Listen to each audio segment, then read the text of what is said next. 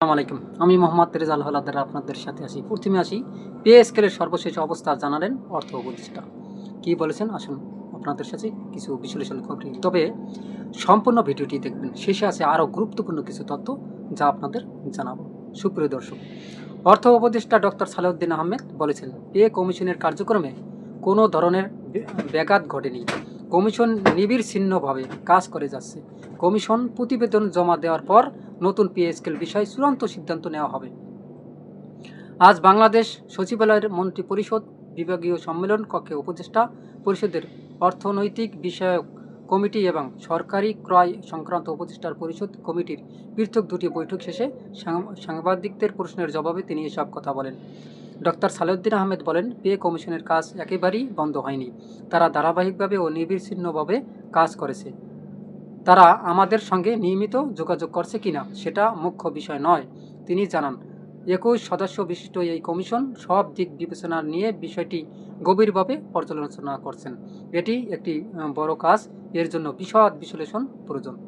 সুপ্রিয় দর্শক, আপনারা জানেন যে পে স্কেল নিয়ে 21 সদস্যের বিশিষ্ট একটা বড় কমিটি গঠন করে দিয়েছে অন্তর্বর্তীকালীন সরকার এই পে স্কেলের জন্য। কিন্তু তারা কিন্তু তাদের সময় দেওয়া হয়েছে ফেব্রুয়ারি মাস পর্যন্ত, অর্থাৎ 6 মাস। এই 6 মাসের মধ্যে যত যা আছে কাগজপত্র গোছানো, দেখেন এখানে একজন দুজন লোক না, কয়েক লক্ষ লোক।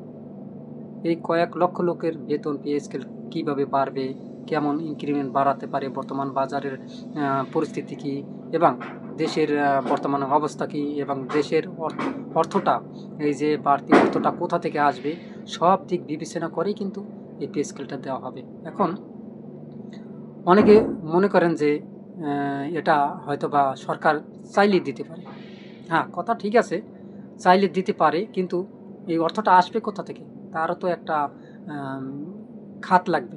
খাত না হলে কোথা থেকে আসবে টাকাটা? দেখেন, এখন বর্তমানে অন্তর্বর্তীকালীন সরকার, অর্থাৎ ইন্টার গভর্নমেন্ট বর্তমানে ক্ষমতায়। কোনো নির্বাচিত সরকার না আসা পর্যন্ত দেশের পরিস্থিতি, আইন শৃঙ্খলা পরিস্থিতি থেকে শুরু করে যেমন বিনিয়োগকারীরা বাংলাদেশে বেশিরভাগ লোক আসবে না বিনিয়োগ করার জন্য। অর্থাৎ নির্বাচিত সরকার আসার পর সব পরিস্থিতি একদম ঠান্ডা হবে এবং পরিস্থিতি আরও ভালো হবে, এবং বিনিয়োগকারীরাও বাংলাদেশে বিনিয়োগ করার সাহস পাবে। কারণ তারা চাচ্ছে যে স্থায়ী কোনো সরকারের সাথে তারা চুক্তিবদ্ধ হবে। এখন এই মুহূর্তে যদি অন্তর্বর্তীকালীন সরকার পে স্কেলটা দিতে পারবে কিনা তা জানি না। সামনে আছে নির্বাচন আপনারা জানেন যে 2026 সালের ফেব্রুয়ারি মাসের 12 তারিখ। এই 12 তারিখের আগে পে স্কেলটা দিতে পারছে না। তবে হ্যাঁ, অন্তর্বর্তীকালীন সরকার শুনেছি যে তাদের জন্য একটা মহাকর্ষ ভাতা প্রদান করবে যতদিন পর্যন্ত পে স্কেল দেওয়া না হবে। অর্থাৎ নির্বাচিত সরকার এসে তারপরে এই পে স্কেল পাস করে তাদেরকে পে স্কেলটা দেবে। তো যতদিন পর্যন্ত তারা না পাবে তাদের জন্য এই মহাকর্ষ ভাতাটা তাদের দিতে হবে।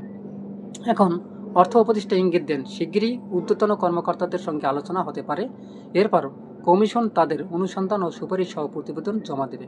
তিনি আরও বলেন, বিভিন্ন সেবার জন্য পৃথক পৃথক মতামত ও প্রতিবেদন প্রস্তুত করা হচ্ছে। বিচার বিভাগের জন্য আলাদা প্রতিবেদন রয়েছে, প্রতিরক্ষা বিভাগের জন্য আলাদা, এগুলো স্বতন্ত্র উপাদান। প্রতিবেদন জমাদানের সময়সীমা সম্পর্কে এক প্রশ্নের জবাবে ডক্টর সালেউদ্দিন বলেন, আমি একটি নির্দিষ্ট তারিখ ঘোষণা করব, তখন আপনারা এ বিষয়ে আনুষ্ঠানিকভাবে জানতে পারবেন। তিনি আরও বলেন, প্রতিবেদন গ্রহণ এক বিষয়, বাস্তবায়ন আরেকটি বিষয়। প্রতিবেদনের পর সরকার তা সতর্কতার সঙ্গে পর্যালোচনা করবে, তারপর পরবর্তী পদক্ষেপ নেওয়া হবে। অর্থাৎ তারা অর্থ উপদেষ্টা সালেউদ্দিন আহমেদ তিনি বলছেন যে এটার জন্য একটা সতর্কভাবে পর্যালোচনা করা লাগবে এবং তা সঠিকভাবে মানে এই কাজগুলো করা লাগবে। কারণ এই কাজগুলো যদি সঠিকভাবে না করা হয়, তারপর যদি এটি নিয়ে আবার আলোচনা বা সমালোচনা হয়, এবং এই কাজগুলো করতে একটু সময় লাগবে, তিনি এই কথাই বুঝিয়েছেন। যাই হোক, তারপর পরবর্তী পদক্ষেপ নেওয়া হবে তিনি জানিয়েছেন। অর্থ উপদেষ্টা বলেন, পে কমিশন অংশীজনদের মতামত গ্রহণ ও আলোচনার জন্য উন্মুক্ত রয়েছে। অনেকে লিখিত মতামত দিয়েছেন, অনেকে কমিশনের সঙ্গে সাক্ষাৎ করেছেন। সব মতামত শোনার জন্য আমরা বিভিন্ন কমিটি গঠন ও উপযুক্ত আলোচনাকে উৎসাহিত করেছি।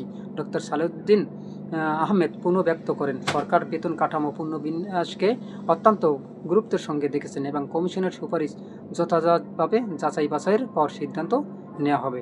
তবে পে কমিশন নিয়ে ফের বৈঠকে বসেছে কমিশন। চূড়ান্ত হতে পারে যেসব বিষয়। সরকারি কর্মচারীদের সর্বোচ্চ ও সর্বনিম্ন বেতন ছাড়াও বেশ কয়েকটি গুরুত্বপূর্ণ বিষয় চূড়ান্ত করতে নবম জাতীয় পে স্কেল নিয়ে বৃহস্পতিবার 15 জানুয়ারি ফের সবাই বসতে যাচ্ছে পে কমিশন। জানা গেছে, বৃহস্পতিবার দুপুর 12টায় সচিবালয় মন্ত্রিপরিষদ বিভাগের পুরাতন ভবনের সভাকক্ষে পে স্কেল নিয়ে গুরুত্বপূর্ণ কমিশন সভা শুরু হবে। সভায় সর্বোচ্চ ও সর্বনিম্ন বেতন ছাড়াও বেশ কয়েকটি গুরুত্বপূর্ণ বিষয়ে আলোচনা করা হবে। কমিশনের সদস্যরা একমত পোষণ করলে এ বিষয় সবাই চূড়ান্ত হতে পারে বলে জানা গেছে। সভায় সর্বোচ্চ সর্বনিম্ন বেতন ছাড়াও গ্রেড সংখ্যা, বাড়ি ভাড়া, চিকিৎসা ও উৎসব ভাতা, অবসরকালীন সুবিধা ছাড়াও অন্যান্য সুযোগ সুবিধা নিয়ে আলোচনা করা হবে।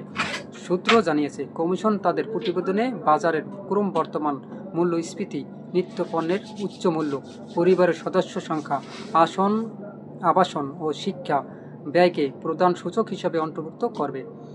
এই পূর্ণাঙ্গ ফ্রেমওয়ার্কই ভবিষ্যৎ সরকারের জন্য বেতন কাঠামো নির্ধারণের মূল রেফারেন্স হবে বলে জানা গেছে। এদিকে নবম পে স্কেল বেতনের আনুপাতিক 1:8 চূড়ান্ত করা হয়েছে বলে জানা গেছে। গত বৃহস্পতিবার 8 জানুয়ারি সচিবালয় পে স্কেল নিয়ে পূর্ণ কমিশনের সভায় এ অনুপাত চূড়ান্ত করা হয় বলে কমিশনের একটি সূত্র জানিয়েছে।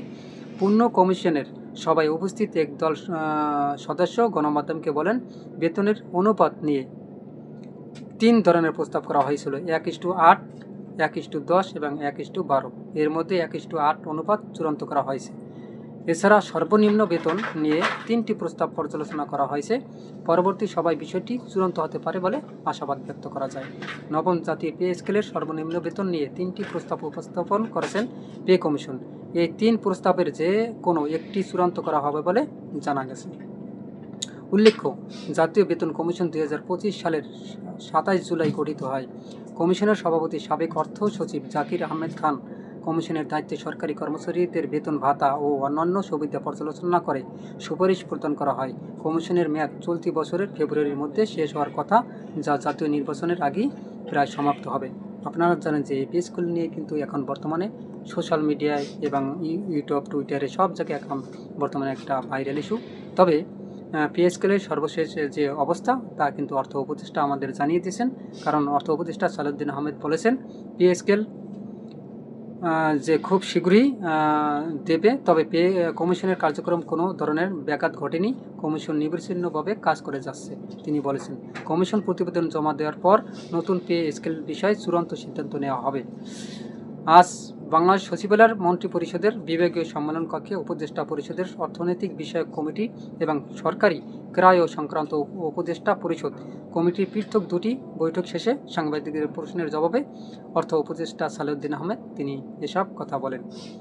এবং ডক্টর সালেউদ্দিন আহমেদ বলেন, পে কমিশন কাজ একেবারেই বন্ধ হয়নি। তারা ধারাবাহিক ও নিরবিচ্ছিন্নভাবে কাজ করে যাচ্ছে।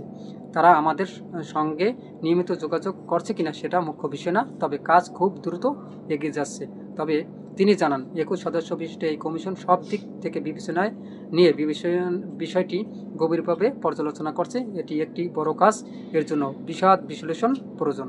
এবং এই পে স্কেল আপনারা জানেন যে খুব কাগজপত্র সব কিছু রেডি করে তারপরে ইনশাল্লাহ রেডি করে রাখবে। তারপর নির্বাচিত সরকার যারাই আসবে তাদেরকে এই কাগজপত্রগুলো দেওয়ার পর, নির্বাচিত সরকার আসার পর তাদেরকে দিলে তারা পাশ করে এই পে স্কেলটা চালু করে দেবে। সুপ্রিয় দর্শক, আপনার মতামত কি? অবশ্যই আপনার মতামত কমেন্টে জানান। আসলে এই পে স্কেলের কর্ম করতে কতদিন লাগতে পারে বলে আপনি মনে করেন? এবং বর্তমানে এই ধরনের নিত্য নতুন ভিডিও পেতে আরএস বাংলা নিউজ 24কে সাবস্ক্রাইব করুন, লাইক ও শেয়ার দিয়ে সবাইকে দেখার সুযোগ করে দিন। আজ এ পর্যন্তই। আসসালামু আলাইকুম রহমতুল্লাহি ওয়া বারাকাতুহু।